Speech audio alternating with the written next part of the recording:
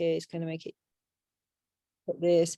Okay, so you're a director of your own company, you're an artist, right? And basically you are here after a conversation that we had the other day, right, to talk a little bit about like men's experience with women and with dating and with intimate relationships and so on, right? Yes, absolutely, absolutely. You know, I can't speak for the generalization of men because every man is different. I can speak from my experience and Yeah, a few male experiences. yeah. You know, in I was going to say, you know what, I did totally want to put in there. We're all unique. We're all individual, right? We're not saying, you know, all women are like me, all men are like you, right? We're a diverse bunch of people. Yet the fact is there's certain generalizations, right, that we can make about men and women that are undeniable. You know, men Yeah, are men and women are women, right? You know, and of course that's not to deny that, you know, the various intricacies of this and the fact that, you know, some people are various other genders as well. But the fact is, you know, we have two groups of people that we can basically say, you know, men have a certain experience, women have a certain experience, although we're all human. And, you know, if you look in Taoism, Taoism actually does express that we all have both masculine and feminine energies. I think this is a very, very true thing. I have to say for myself, you know, as a child, when I was growing up, I always wanted to do what the boys were doing, right? I always wanted to hang out with the men. And as a teenager, I got into extreme sports. I was always kind of trying to like copy the guys and so on and so forth, you know? But then the thing is, now I'll be honest about this, right? Part of it, let's say it was 50-50, the fact I was a tomboy and that was just my personality. 50% of another of it was trauma that came down to basically that came down to the fact that I was told from quite a young age that as a female, I was inferior to the men and that my life would go a certain way, which was not going to be very enjoyable, so on and so forth, you know. So I was a little bit trying to compete with the men, right? Yeah. Now, I would say, like, I've never really had too much problems attracting men, right? You know, but I can definitely see, like, in myself a certain pattern, like a pattern of, for example, maybe this jealousy and wanting to be like a man, right? But at the same time, you know, a negative viewpoint towards men, you know, thinking for a long time, I kind of viewed men as brick walls that didn't really have feelings, right? This is a very common thing that we're taught, you know. I think that when we say this as women, it's important just to remember, for example, if you watch a football game, you know, and there's grown men are crying, you know, over this football game. Like even my partner, who used to be a professional football player, he said one time he missed the penalty and he was just crying like in the you know, in the football field, you know, in front of everybody, basically, you know, yeah, because you know, men are very delicate, they're very tender, but they are taught, you know, in our culture. And bear in mind, yeah, and I think when we talk about these things, another thing we should bear in mind, as well as that, you know, we're all different, is that you know, there's different cultures, right? In a way, a man may be brought up in British society, in, you know, Ghanaian society, in Nigerian society, in Colombian society, that there may be different ways that a man is taught to deal with his emotions. Not every culture are men taught to repress their emotions. Not every culture are men taught don't cry. We say all men are taught don't cry, which in our culture it's the case, yeah. But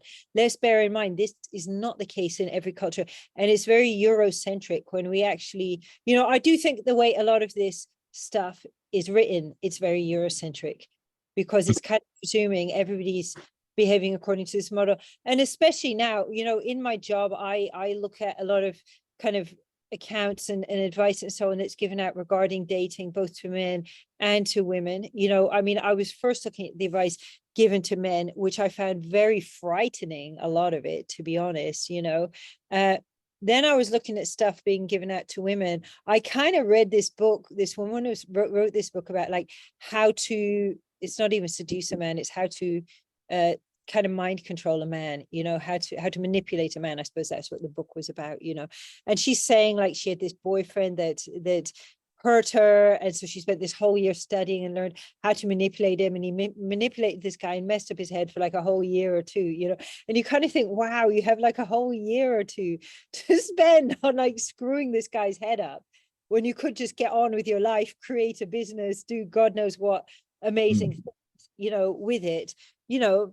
And it was definitely coming, like, you could see what she was talking about. It was coming from her pain. Okay, a little bit of a point I could see she was making, which is what I had said earlier, which is a lot of women treat men as if they are women. Okay, a lot of women don't know how to act to women, certainly in Western society. And when we actually learn how to act to men appropriately, which can be a very loving thing, it doesn't have to be manipulative, it really makes a huge difference and a change in how we will then find ourselves being received as a man. So I could see that, but I thought, you know, you can go around, you can manipulate a guy, mess with your head. First of all, what does that do for you? Second of all, where's it going to end in the long term? Yeah, do you know what I mean? Okay. But then there's great advice, yeah, going out to women. There's some good advice, you know, that's really aimed at the kind of mistakes that women are making because they don't understand that, you know, men need to be treated like men. And I've read some really interesting, really good advice around that topic. But what I find with most of these is that they're written towards an American audience. And you get these American types that's, yeah, they behave a certain way, but I don't even think you're necessarily going to find British men or French men or Portuguese men or whatever necessarily behaving in those same ways as well, you know. But yeah, I can definitely see how, you know, how that useful in some places. Although it was interesting to note a lot of what they were saying was stuff I was already doing naturally, right? Which I think was through my learning to becoming in touch with my own feminine energy, simply through connecting with my body, connecting with my vagina, and so on, and learning the Taoist practices around that. Okay, so I want to put over to you now a little bit. Okay, my voice is a little bit hoarse. Anyways, I have a slightly bad voice, right? I want to put it over to you and ask you to kind of explain, because you gave me this beautiful explanation, and this is why we had started talking, right, about your experience as a man. And I think, you know, it comes back to this thing that I used to think, and many women think, men are like brick walls. Men don't care about our feelings. Men are kind of almost out to hurt us for the sake of their egos, right? You know, and sure, it's not to say there aren't some men that do that, but my experience is the vast majority of men are not interested in hurting, you know, and if they can see they hurt you, they will actually, you know, be quite caring, concerning about it, you know. And I wondered how much you might be willing to share right now about your own experience with women and things women can do that they might just be a bit ignorant about, that's hurting and self-sabotaging as well. Yeah, I can give an example of that right now in regards to a recent relationship that I was in. Just shy of 7-8 months ago now. We were together for a long time, you know. To me, it felt like a long time. And as a man, I was emotionally invested. You don't hear most men come out and say that they're emotionally invested in relationships. They're just in it for the ride. That's what they say, right? They're in it for the ride. But I was fully invested until when it was game over for both of us. I was the one that was hurt. I was the one that was hurt. And I felt it more so when the talkings and the sweet little chats before you went to bed, and you know, during work, you know, we'd be texting each other, and this sort of teenage behavior that we were going through, even though we're big adults in our 30s. It was yeah, I felt it hard. I felt it really hard when the breakup happened, and not to the point that I would cry. I mean, I would never, and it's not because it's a masculine, feminine thing, you know. It's I just never cried over a relationship that was over. However, my heart did cry. My heart did cry because I was invested in that relation. I was invested in her. I was invested in us, more importantly. I was more invested in where we could be, where we could. To say that I truly loved her, she came up to me at a time, I know it was too soon to say the word love, but because she made me happy at the time I was grieving. I lost my father at that time. Was still grieving at that time, and then she comes into my life, and it was sort of like putting a band-aid on a gunshot wound, but in time it got better and better, and then she gave me a reason, to look forward to another day. So it was such fun. Speaking on a man's perspective, I was never. She made me unafraid to show emotion, to laugh, to even cry a little bit. But she she never made me feel afraid to be me, the real me, Yeah, that's practically it. And to speak from a fella's perspective, I just think we as men want to be wanted. We don't want to be fighting to be wanted. We don't want to enter a relationship to feel like we're going into a war zone, because that's not what we want. It's that classic saying my old man used to say, we've got enough wars when we go to work. We don't want to be coming home to another war zone with the missus. So, and she brought, although we had like piddly little arguments, they were like very few and far between, and we was only dating for about a year or so, and we were good. We were good, and do I miss that? Yes, I do. Yes, I do. I'm on camera admitting that. I'm on camera admitting that, saying, yeah, I do miss that. But as I say, the show has to go on. But no, I got no problem admitting that I miss the woman, because I do. I miss what she represented. She represented hope.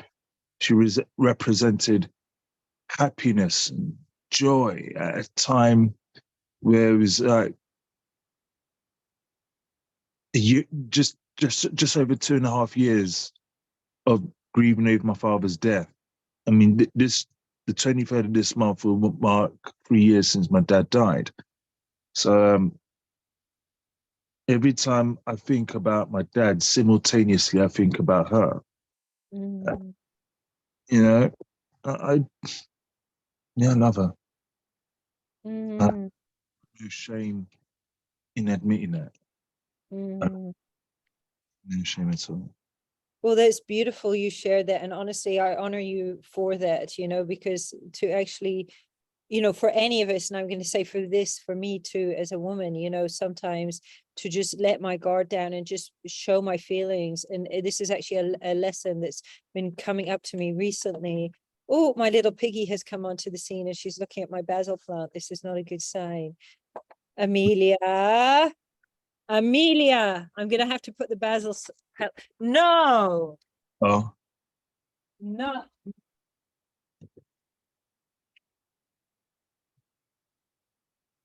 Okay, Amelia.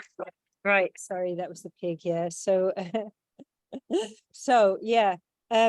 It's not easy, right? Also for us as women, right? It's not always easy to show emotions. Like I've a lot of my life, I've done the same thing that we say that men do, of just kind of, hiding our emotions because we don't feel safe to express them. And yeah, when I hear that, I just honor you. And it just reminds me of something that's really been coming up for me recently, that, I need to really open my heart more and be vulnerable more and vibrate more simply on the frequency of love, even though it can feel really vulnerable and unsafe.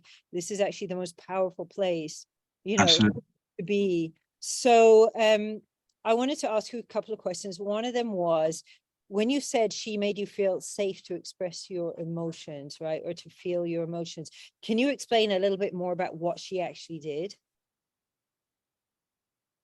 I can actually.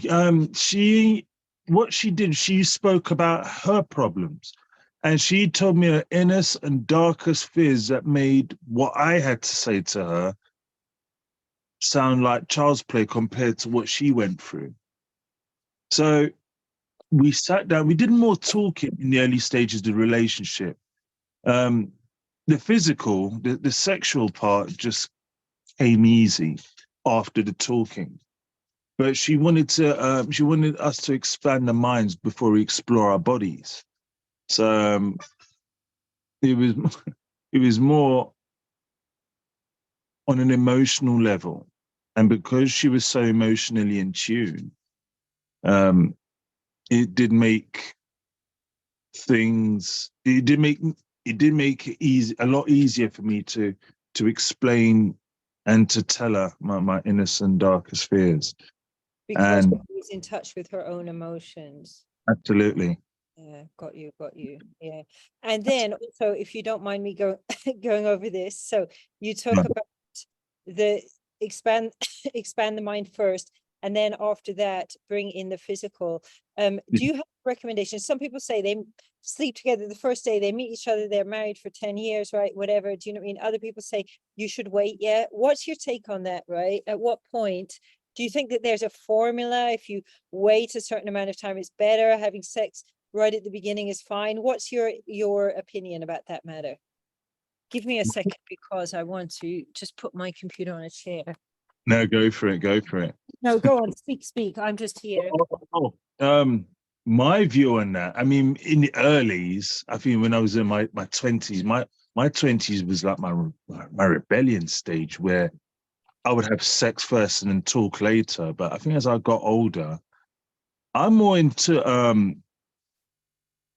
to talking first, get to know a person, and then choose how I want to connect my soul with physically after. Because if there's that spark there, then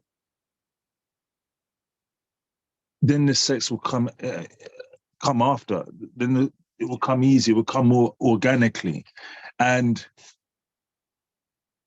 what we call sex now, I mean, if you're really deep into each other's bodies and whatnot, I would call that making love as opposed to having sex. Because having sex is just, it's just, what do you call it? It's just the act. There's no emotion attached.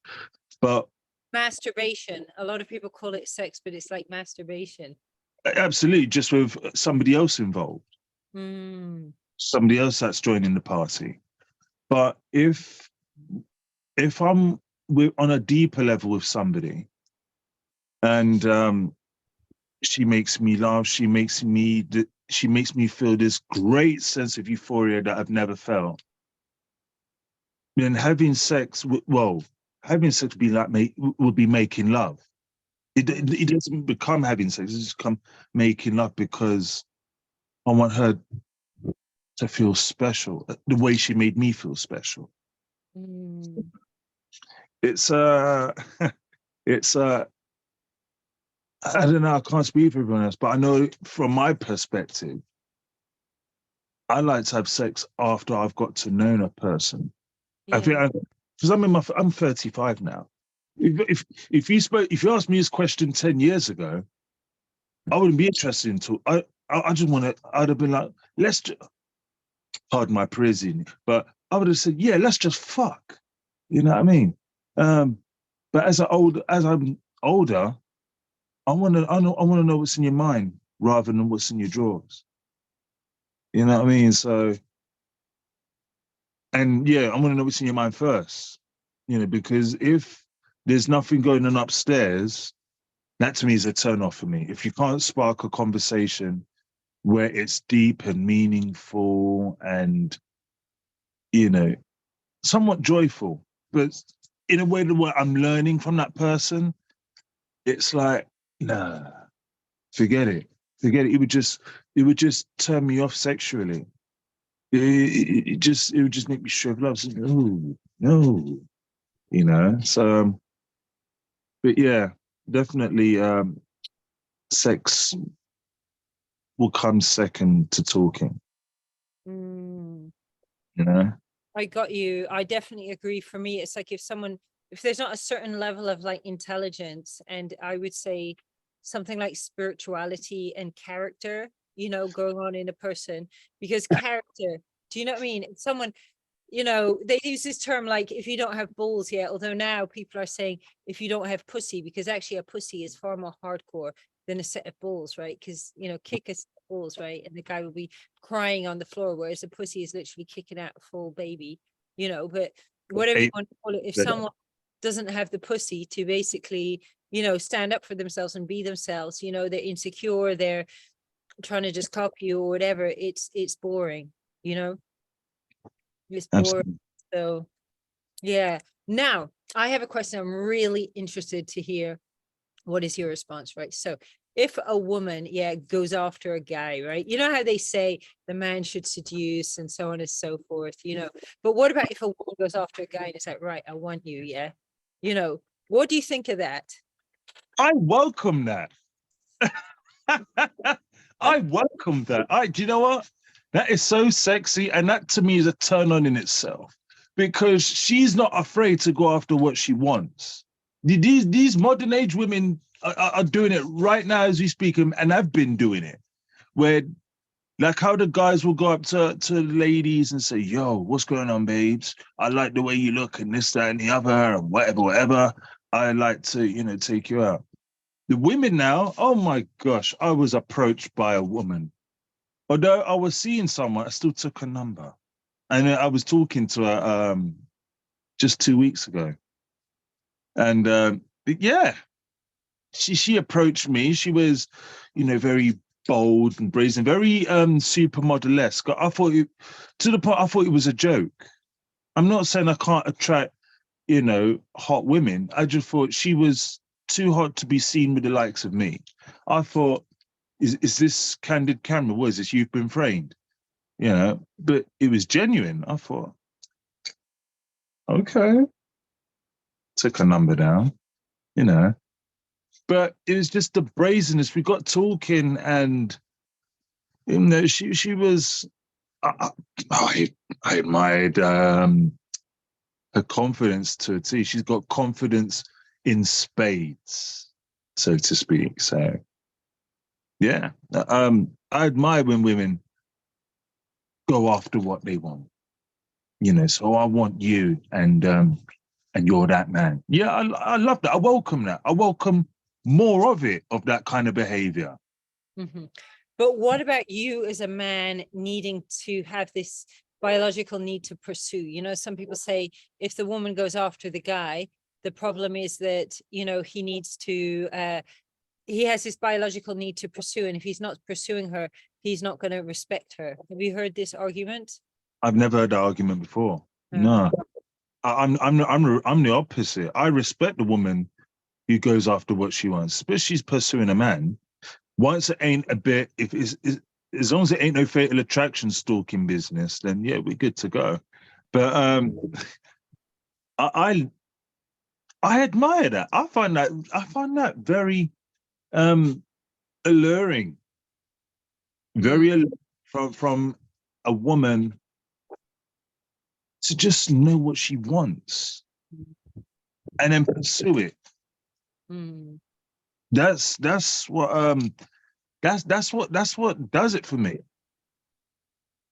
That's what does it for me. Yeah. For real. I any woman goes out after a man, and you see, like us guys, we face rejection. We face rejection when we don't get what we're going for. But women nowadays, they're taking it upon themselves. Even if they face rejection, they take it like a champion and on to the next one. But my goodness, I find that really sexy and empowering for ladies to go after a man, especially if they're attracted to that man. I like that. I I love mean, them. it's very interesting, the stereotype of femininity, because this is something I really struggled with, because I was fed femininity as really such a, you know, like that as a woman, I was weak, I was inferior, so on and so forth. This is all what I was kind of taught about my femininity as a young child. Imagine, growing up believing you're inferior to the half of the other sex, that this is all the message that's being put out to you, and it took me a long time in my 30s, really, for me to start getting in touch with my femininity. And I still would find, sometimes people talking about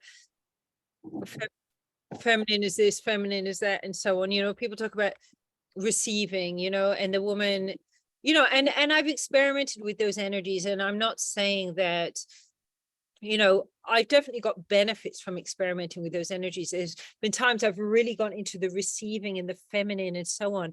And I've, like, for example, walked into a restaurant, and I've literally had like the waiter almost like bowing down in front of me, coming, trying to see what he could do for me and everything, like really like, like I was like, wow, this is some like powerful goddess energy I'm invoking, on the other hand. And I think what you said about the seduction thing, now when we look at our ancestors, our female ancestors, come on, right, these were not women walking.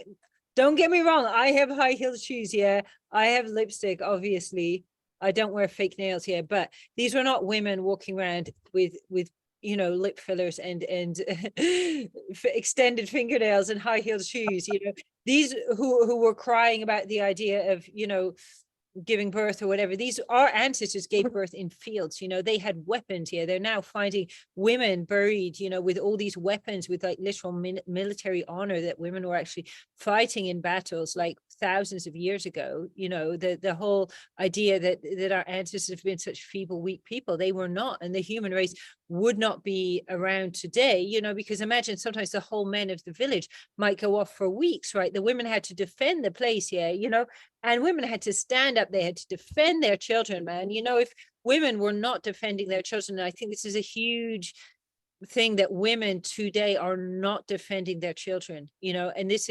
is really causing a lot of harm to society, that so many women are afraid to literally stand up for their own children, but I think the same thing also, the fact women aren't going, right, I want this, and I'm going to go and get this.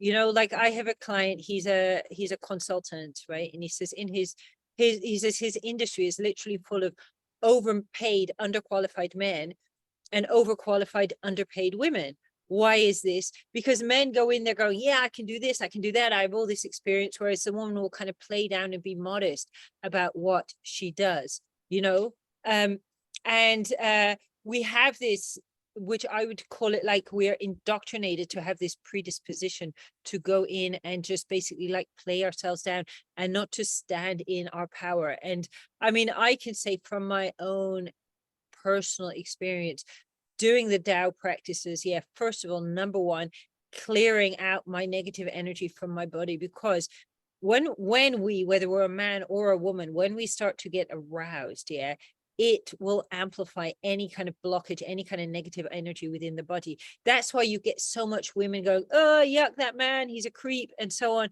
because his sexual energy is arising and is amplifying nasty stuff in there, right?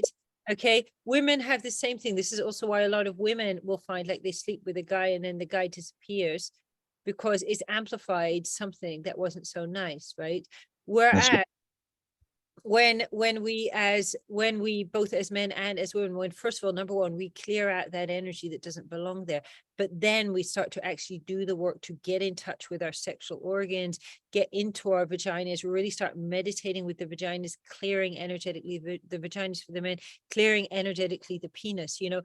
We come in touch with our own divine feminine and divine masculine energy in a way which is completely pure and unadulterated. Because when a man is meditating with his penis, clearing out his penis, energetically cleaning his penis, it completely changes the way that women perceive him. And he can read 1,000 books about what is masculinity, do 1 million whatever courses about, become and so on. But there's nothing like connecting into that physical part of ourselves that makes us man or woman. You know, for a woman, and there's lots of women talk about womb healing. I'm all into connecting to wombs, fallopian tubes, ovaries, and so on.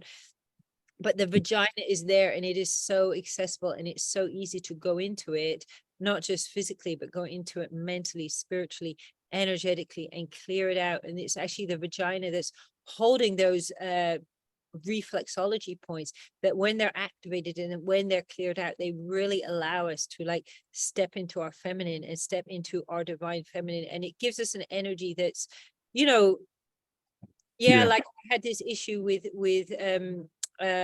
so much stuff I read about the feminine, right? I found it was oppressing to me. It was trying to stop my personality, my character, you know. But when I got into my vagina, what I got was, and through doing the practices with my vagina, what I basically got was a completely pure, powerful, unadulterated version of myself as the incredible feminine divine being that I am, but not someone that's a doormat, not someone that's submissive in the wrong way. In the right way, I'm submissive, and there's nothing sexier than a man who can get enough into his masculinity to get me to submit.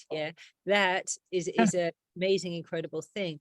However, basically it just gave me, it was like I became me on a much purer, much clearer level. And I think what I also did was I cleared out this programming that did not belong to me. So toxic programming around my femininity in particular, that was causing me to be insecure, that was causing me to not be able to not be able to just shine out in a way that was just authentic to me, if that makes sense.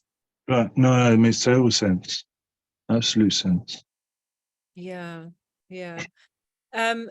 Then, okay, so when I talk about like women being in their feminine, does it make sense to you what I'm talking about here? It does, yeah. So what would you say like are feminine attributes in a woman that you appreciate? How long have you got? 10 more minutes. Oh, wicked. I've got, well, the thing I love about women is when they're tactile, even just in talking.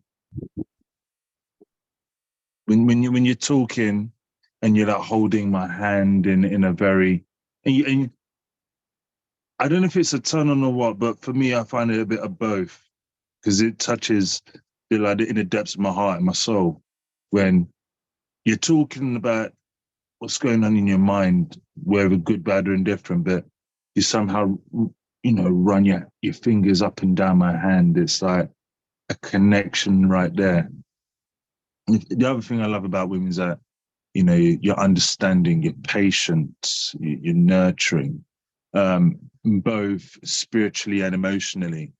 Those are the qualities that and idiosyncrasies that make me love women a lot more. The fact that they're not afraid of of being in touch with their emotions, and whilst the insensitive man will accuse or just shout women are emotional or hormonal, just to dispel or to just keep them, making them feel this small. I strongly feel the opposite. I think it's good for women to be emotional or hormonal, as these jock type men would put it. Yeah. I mean, I think there's a lot of insecure men and there's a lot of insecure women out there. And when it comes with emotions, because I've done a lot of work on myself with my own emotions. It's something I work with a lot with my clients about their emotions as well. And it's a really powerful, beautiful thing. I think there's so much, number one, misinformation about emotions. We're not taught generally to actually have a healthy relationship with our own emotions. And when you don't understand them, it's just simply the difference between having a dog that's trained and a dog that's untrained. Most people's emotions are the equivalent of an untrained dog. Of course, you don't want that untrained dog coming in the house. Whereas if you have a trained dog, it's like you've got this beautiful creature that's there to back you up and support you 24/7. There's almost like very few things that you can say is even better than having a trained dog. Now, I mean, about the emotional thing, yeah, presumably as a guy, right, you're not going to want it. Imagine you and I went out on a date and somehow I started crying and screaming in public and so on and so forth, right? How would you feel about that? Depends what you're crying and screaming about. But I guess, there's a difference between like maybe, having a big meltdown and shouting at the guy or something, whereas if, what do you feel about that? If a woman has a meltdown and shouts at you? I don't like public confrontation. Yeah. If it's confrontation in the confines of our house, I welcome that. But Mm. not, I can deal with many things, and I like to. I also cherish my peace of mind. My peace of mind is priceless. Then petty squabbling is worth more than petty squabbling and you know aggressive arguing in the streets. You know, what I mean, I'm not into public displays of argumentative behavior. You know what I mean? That's just not my style. And Conference. yeah, I think that also, if you're in this emotional state, like anger, I honor and I respect anger, but I know it's not a good idea to make a decision when you're angry. And it's generally not a good decision so often if you're feeling really angry, it's better to just keep your mouth shut, go inside, Yeah. through process yourself. And then once you got to the kind of point where you've processed a bit, then to open your mouth and talk. Might not be that way 100% of the time. Sometimes you're going to be upset and you're going to express it, but then, Yeah. yeah. This is something I also find like men appreciate because, like you said, my experience is when I talk to men about my emotions, it Yeah. seems to enable them to then discuss theirs. And bearing in mind, like so many men go through life feeling like they can't talk about their emotions. Yeah. You know, I um, think, as you said earlier, so, due to how society have got us all wired and programmed, step up, lip and all that business. And yeah, you're supposed to be the man. You're not supposed to cry. That's what women do. Society's got men wired like that. And it's yeah. like so strong that even if you cried in front of your friends, your male friends, if a man cried in front of his male friends, it's 9 times out of 10, 9.5 times out of 10, he's going to get the piss taken out of him. But hang on, there's one thing he's allowed to cry about, right? Yeah. Sports. But yeah, exactly. But the one thing you're allowed to cry about is your favorite football team. Yeah. I mean, which is, no disrespect. I love football. I'm a Manchester United supporter, even I'm a born Londoner. But here, what am I crying about? A team that lost when they've got X amount of millions in the bank. They Yeah. can drive off in their Ferrari and then cry all the way to their 10-bedroom plus mansion and 2 swimming pools. What am I crying back to? I'm crying back to a nice little mediocre home that don't even touch the sort of extravagance that the footballers have. So I would never cry for no football team. I don't get paid to do that, Yeah. Yeah. And I suppose, what this is showing is, I think men do want to cry, yeah, but it's a distortion of, the fact that there's a lot of stuff they want to cry about that they have to keep hidden, and they have to, many, many men believe that if they actually show their emotions, if they're honest, they're vulnerable, they speak, that it's literally everybody's going to hate them, people are going to turn on them, they're going to be attacked. And there's many women that do, they'll say they want the men to talk about their feelings. Yeah. But I think that when a woman isn't herself comfortable with her own emotions, her own body, her own femininity, she's going to find a guy crying or a guy expressing feelings and she's going to be like, oh my God, yeah, and she's going to feel knocked off. Yeah. But when we as women do that work on ourselves to really come to this place where we can actually be like, yeah, I'm comfortable about my own feelings. And if some dude wants to cry, yeah, or a guy wants to cry on my shoulder, hey, that's cool. I actually feel really honored that he feels feels safe. And I will add to this as well, the most masculine men I know, yeah, are absolutely the most gentle men to me. They're the most lovely, sweet men to me. someone said to me not long ago, oh, you're so cute when you get angry about me. And I'm like, well, a lot of people would get scared and intimidated, but you're obviously like confident enough in yourself that it's cute, right? When I get angry. So yeah, so that's a funny one, right? That's a sweet one. But I think, to get to the point where we can actually go, hey, I'm cool with all these feelings, these tender feelings, these negative feelings, these taboo feelings, these things we're supposed to hide, when we can actually come to that point and go, hey, I'm cool about even crying in front of other people or whatever.